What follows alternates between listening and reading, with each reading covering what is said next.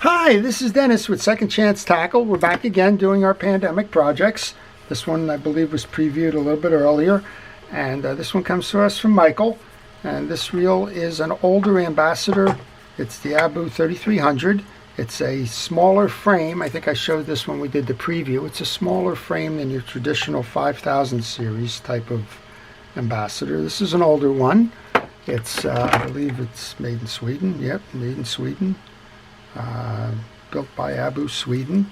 It's you can tell the older ones. One of the things that's changed in design over time is these star adjusters. In this case, this is a 4-arm star adjuster. Aluminum side plates, a nice spinning reel. Michael sent it to me. It's lost the brake pads, so I had to go out and get some brake pads. A lot of folks ask where those brake pads are available. One of the places it's available is through e-replacement parts, which Abu uses for their parts sourcing of the older pieces. And if you need a part, go to ereplacementparts.com. They can generally provide that for you if it is available. So let's get started on this one. I generally take the exterior parts off first, and I generally like to thank our first responders, emergency personnel, essential personnel, and healthcare workers, and anybody involved in trying to keep us safe during this pandemic, as your efforts have gone a long way to keeping us all safe and restoring health to those of us that have contracted the virus, and we really do appreciate everything it is that you do. So I've just removed the hold fast and the screw. Now I'm going to remove the cap nut for the handle. That's a 10mm nut. And that's going to enable me to remove next the little C-clip that holds the gear shaft on. Usually you can do that with your hand strength. Nothing fancy with this. Just hold the finger behind it because you don't want it to shoot off. These do have a tendency to shoot. It's a little E-clip. And they're hard to replace. As funny as it sounds, that's an important part, so don't lose it. If you lose it, here's what's going to happen. Your gear shaft is going to swing in and out. There's going to be a lot of play in that as you go to reel your spools in. Okay, there's a tension spring after that. And this is a good time to tell you to take pictures along the way. If you're working on a reel that you're not familiar with, then one of the things you want to do is you want to take some pictures, because that's going to tell you where in the process you are. And if you forget a piece, you can go back and reference your pictures to find out exactly where that was. Okay, we're going to take the star adjuster off then. Counterclockwise. And it's always important to note what is the setup inside the reel here. In this case, I think all I have on the top here is a little washer. So we'll wait for that to take the side plate off. But notice the sequence that the pieces are in. That's a great place to take a picture as well. I get a lot of questions in my my videos. I took my reel apart. I can't make it work again. What's going on? Well, you know, I usually say give me a picture of where you are now. But more importantly, if you took a picture then, you would have had the answer. These two should release the side plate, which it does. We're going to pull out the spool, and you're going to notice we're missing the brakes here. That's one of the reasons why it was sent in. I do have the replacement brakes for that. And then we have a side plate on this side. So before I get into this, let's go over to the side plate here and just service that. There's a bearing in this one, and that needs to be serviced as part of a general service. So let's go ahead and take these off before we do much more. These are interesting. These are actually caps. They're not screws. The screw is on the crossbars. These just kind of screw into them. You can see how it works there. Pick that piece up.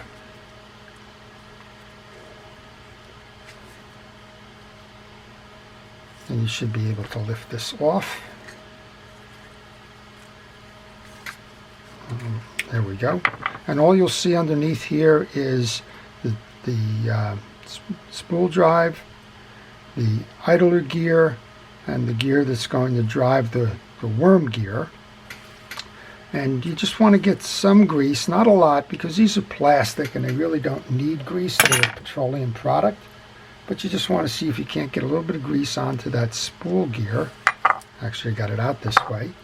So let's go ahead and just get some grease on that. And that'll quiet the reel down, and it'll also provide a little bit of lubrication. Again, on the plastic side of it, you don't need that.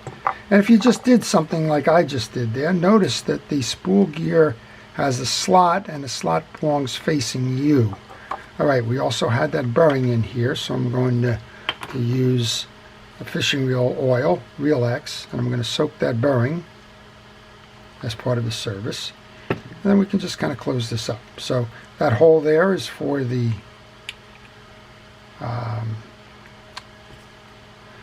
gear drive. So just kind of line your pieces and parts up. You got a 2 and a 1.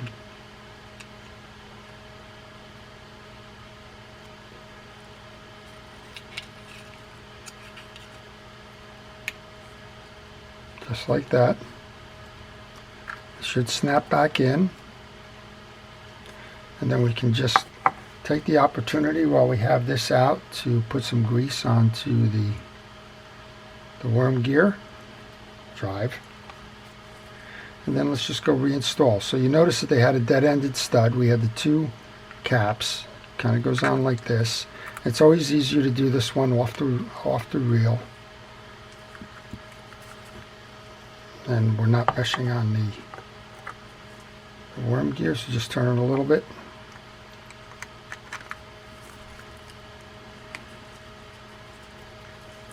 I'm just going to grab that spool and turn it that way.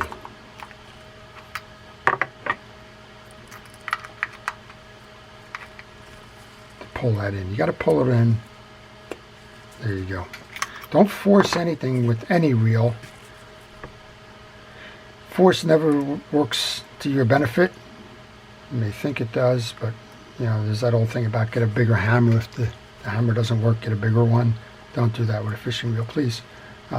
If it's not fitting for some particular reason, there's something holding it up there, and that's something, if you try to kind of use brute force, most of the time you're going to wind up with a broken reel that's unrepairable. All right, so we serviced the side plate part. Let's go ahead while we're at this frame. I'm going to pull out the Pawl assembly.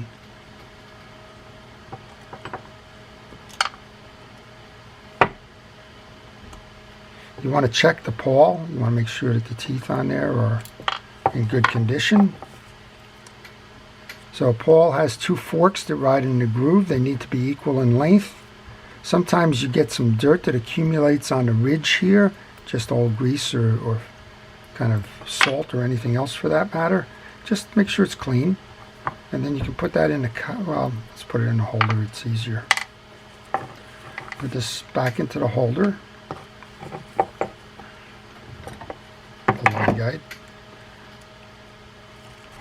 My hands are pretty big, so.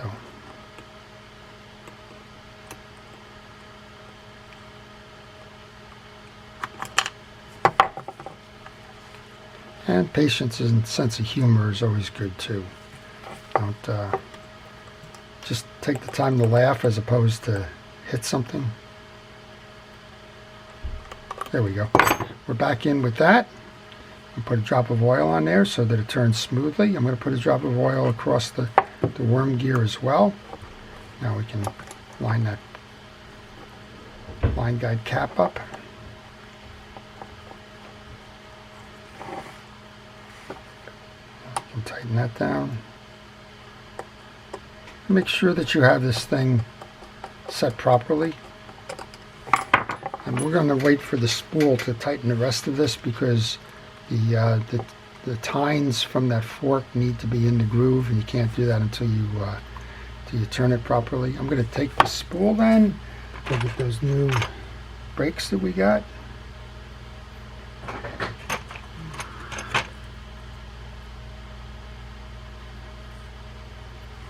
Put those brakes on. There's simply no holes that fit on that. Put that in now. And here's where you can turn the worm gear and set your pawl properly. Turning the reel will enable you to properly seat the line guide.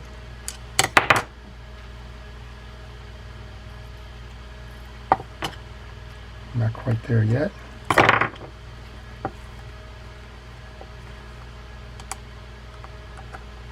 There we go, that should do it. There we go. So we got the line guide done, and we also got a mess on this. I recommend when you do a service, get rid of the line. However, on customer reels, I don't get rid of the line. I leave it there. I don't know if they replaced it yesterday or if they replaced it 3 years ago. And this is probably what happened to Mike. He started working on it and the little brakes fell off.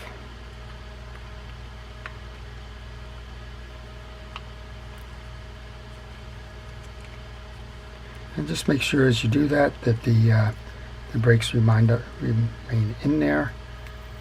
And we're going to lose a couple of feet of line here because it's just getting in my way now. This is an interesting reel because the offset here is normally inside the plate. You can see that there's a gap here. That spool usually extends out to the ring. In this case it doesn't. I imagine space was at a premium here when they did that, and that's why you have what you have. Alright, let's go underneath here and service this part. It's held on by 2 case screws, and you'll notice as I'm doing this that all my pieces and parts are going into a parts tray. It's the bottom of a milk jug, nothing fancy, and I keep them there so that when I go to reassemble I know where those pieces and parts are. Simple enough concept. Every now and then you'll see me lay some parts on the table here, and I will if the pieces are coming right back. Okay, this is kind of an interesting layup.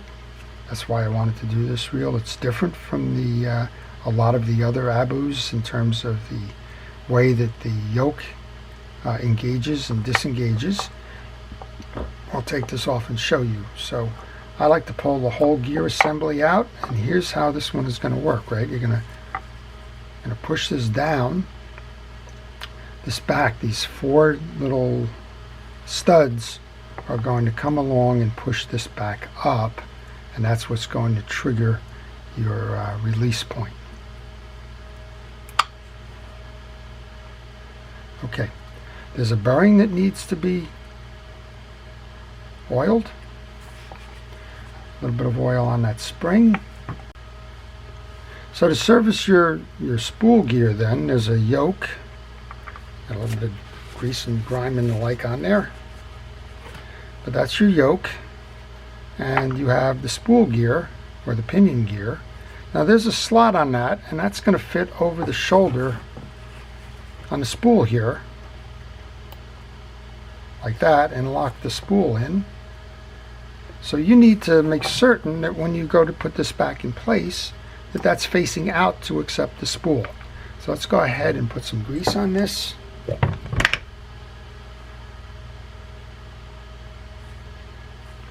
And I'm just holding my hand on that because I wanted to make sure that I have that in the right orientation. There's a bevel on the top of this that you want to maintain. And then check your teeth of the pinion gear, make sure that they're not bent or broken or chipped or anything.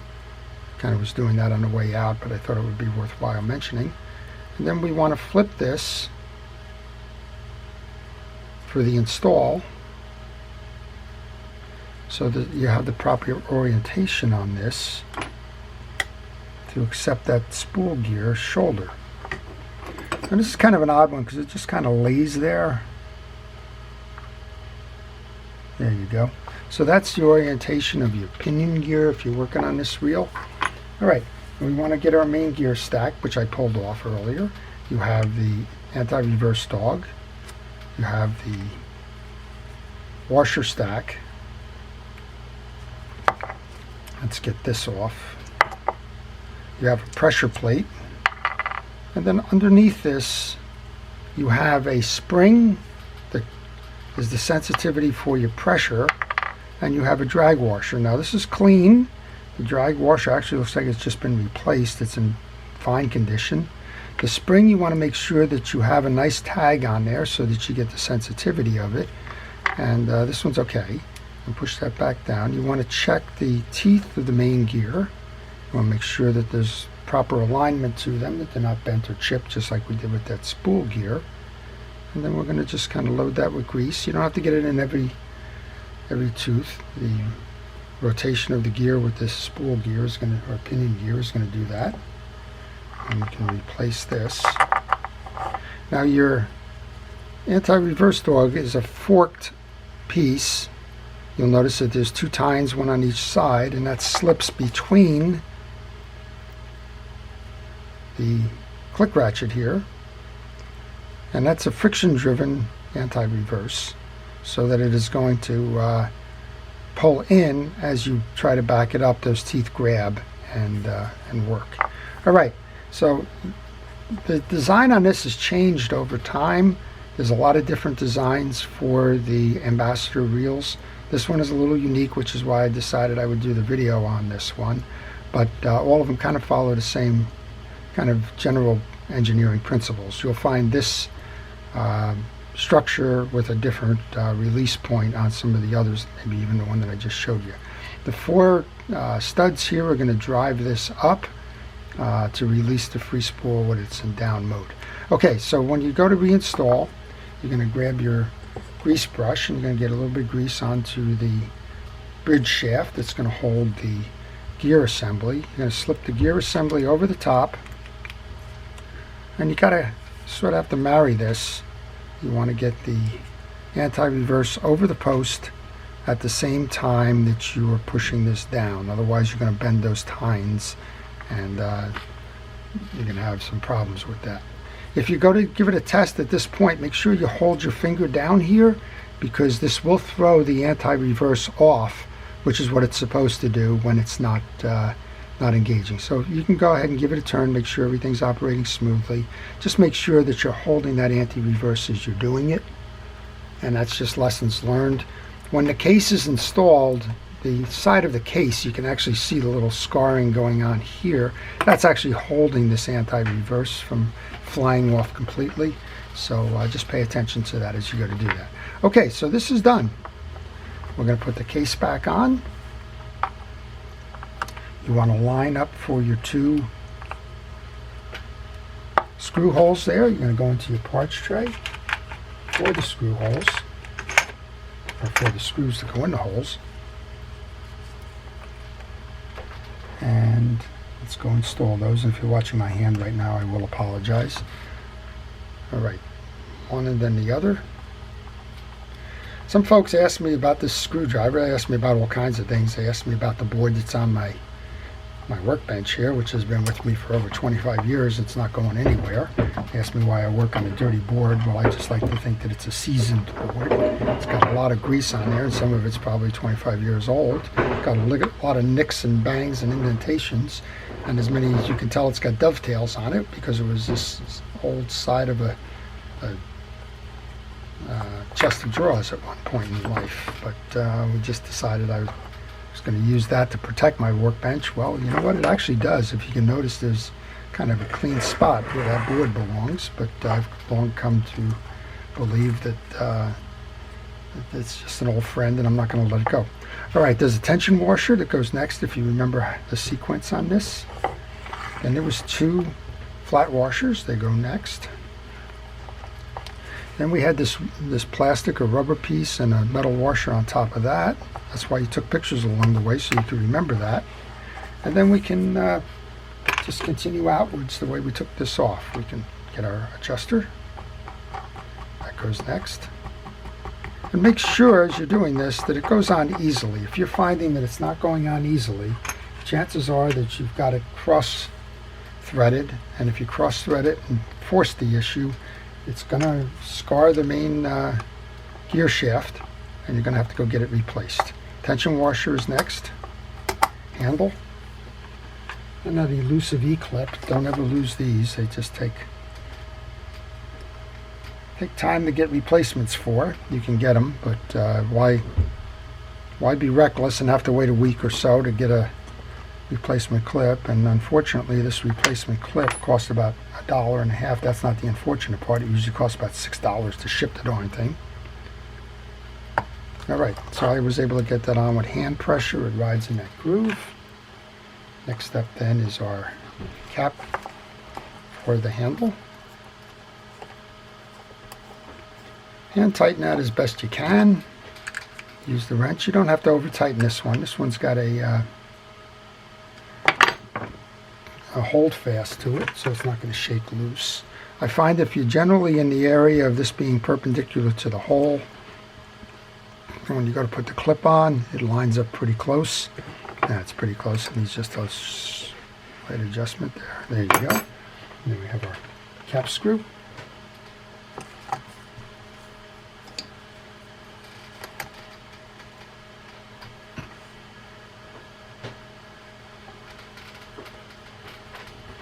And we can go reinstall and see how we did. Alright, take your spool assembly, make sure you get a little bit of grease onto the spool shaft. Go ahead and line this up. Look for the two holes, that's a good indication.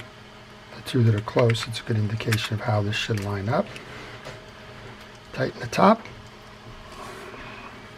Tighten the bottom.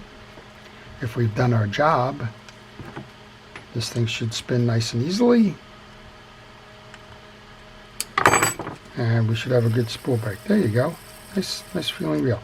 Alright, so I put grease into that slot there. That means that I've tightened up the spool by the width of the grease if you want. This is an adjuster, so back that adjuster off a little bit. That'll get it spinning a little bit smoother. Make sure that our free spool is working. Again, if you really back that off, you should see it spin easier. That's personal preference. If you're dropping or casting, that controls the tension on the spool. Let's make sure that the release works, which it does. Let's make sure that we're tight on the drag there. We are. Okay, so there you go. That's the Abu 3300. I hope you've enjoyed this. If you have, please like it. If you want to see more, please subscribe.